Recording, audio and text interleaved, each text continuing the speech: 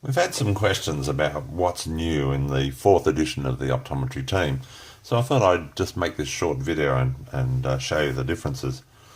That's the third edition there in blue, and that's the new edition, the fourth edition in green. So you can see that it's quite a bit thicker.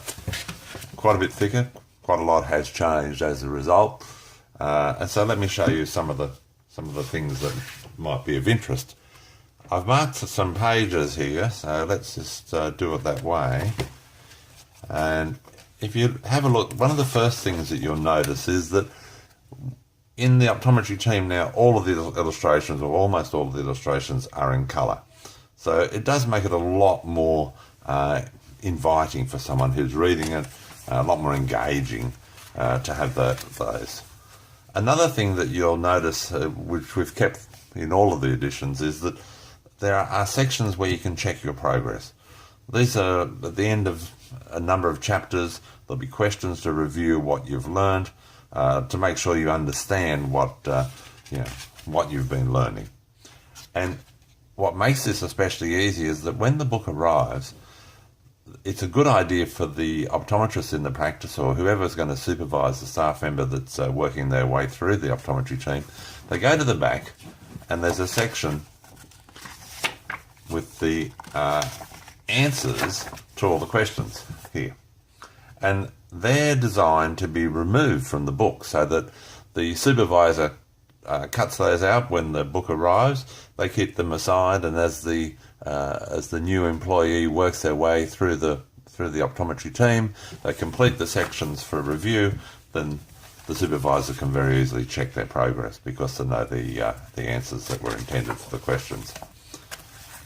Let's take another example. Here's a typical sort of chapter that you would have in the optometry team, common questions you may be asked by the public. And this just helps staff to know what to say when people ask questions, how to answer those questions, and give people accurate information. The aim of the optometry team is to help the staff members in an optometry practice be as productive as possible. So here's an example: understanding a prescription. Prescriptions are part of what every optometrist is doing every day in the practice, but what do all those numbers mean? How are they worked out? What do they refer to? And even things like how to transpose the prescription from a plus cell to a minus cell if necessary. So that can be very handy.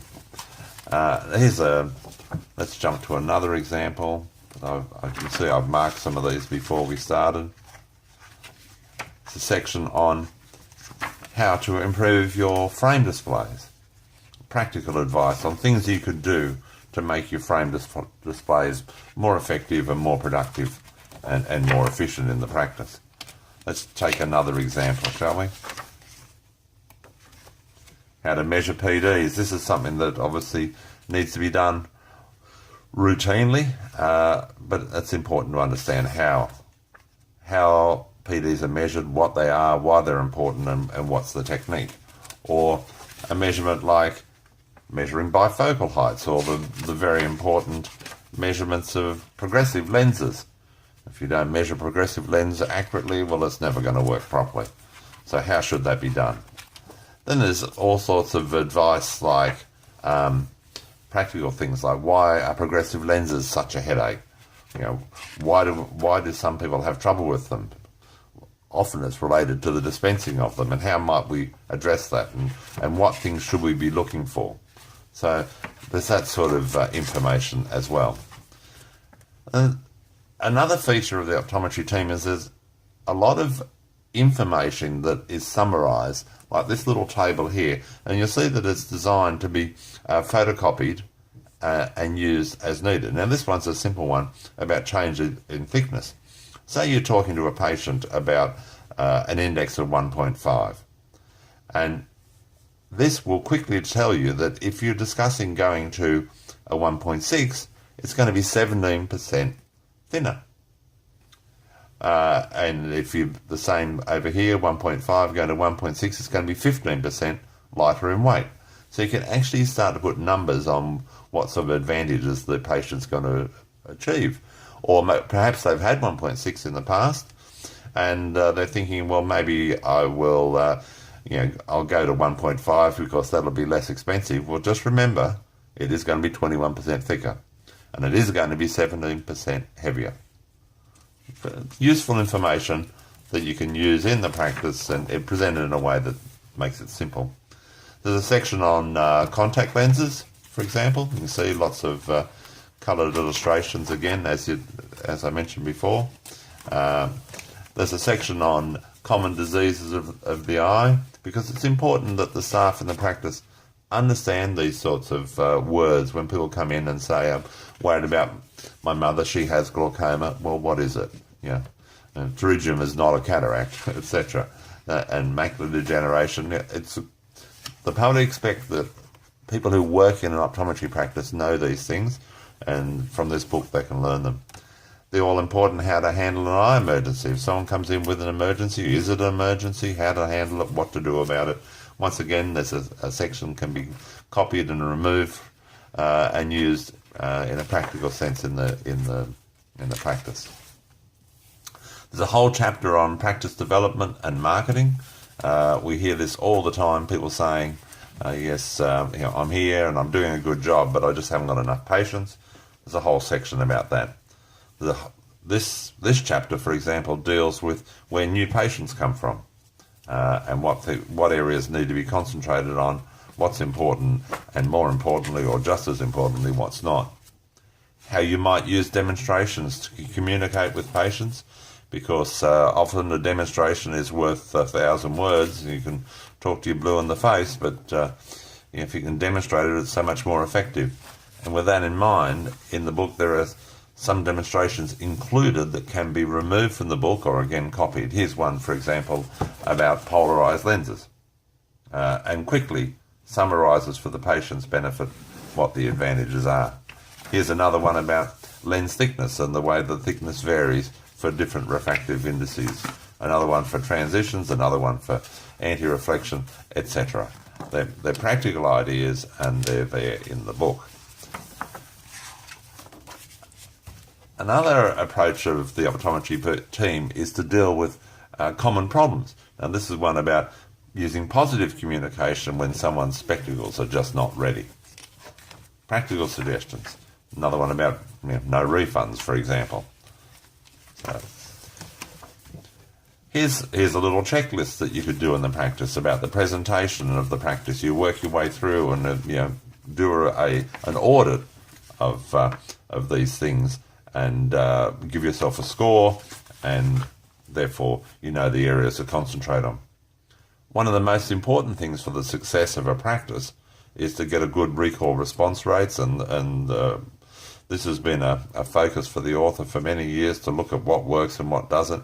And so there's a number of studies are reported in the optometry team that would help you to focus your recalls on getting them as effective as possible. Another area that is good for the growth of a practice is using community talks, and a lot of people don't want to do it, they don't know where to start. So the optometry team, as well as talking about what to do, also has some suggestions that you can use. Here we are. Handouts to use when you do a talk, and a number of examples of different ones for different topics. Another big source for patients is from local doctors, but how to get those doctors to refer patients to you? Well, once again, there are suggestions and a discussion of what works and what's effective and so on. Press releases, there's another example of getting news out into the local newspaper or magazines, and then there's a number of press releases that you could use. Copy onto your letterhead. Another big area is social media now, Facebook posts, and these can be accessed by going to the optometry team's Facebook page, and there's quite a number of them in the book as suggestions for things that you could do that would engage people who would be looking at your page. Big topic, low-cost competitors. Most practices are faced with this, and how might you address it? So you'll see that the book is not just about how to do things, it's also about how to build the practice. It's often difficult to make some improvement in the practice that is 20% better than things were before. But it's a lot easier to make 20 improvements where each one is 1% better than before. And so we've got quite a number of 1% improvements that could be made in most practices to work towards that 20% goal or 50%, whatever your goal is, but you do it by doing small improvements as you go. We've got sections on office procedures, like how to price stock and what formula to use, etc. Sections like office policies, like the warranty on spectacle frames, as an example. And towards the back of the book, we've got a whole reference section with things like abbreviations used in an optometry practice, a handy list of those abbreviations and what they mean, so that there's consistency between all the staff who work in the practice, and then they understand one another. In the reference section, there's also a full list of terms and definitions, so that what is exophoria? Well, you can look it up. It's like a dictionary. And importantly, there's a fast find index, because so often there are things that you think to yourself, yes, I've read about that. What page was that on? Well, this is all cross-referenced and makes it very easy to go back and find what you're looking for. We've got some fun things like a crossword. We've got, the journey of life for our eyes is something that was developed. So these are resources that all help in the learning process that is the optometry team. And we really hope you enjoy it. And we hope you enjoy working in optometry, no matter what country you're in. Thank you very much.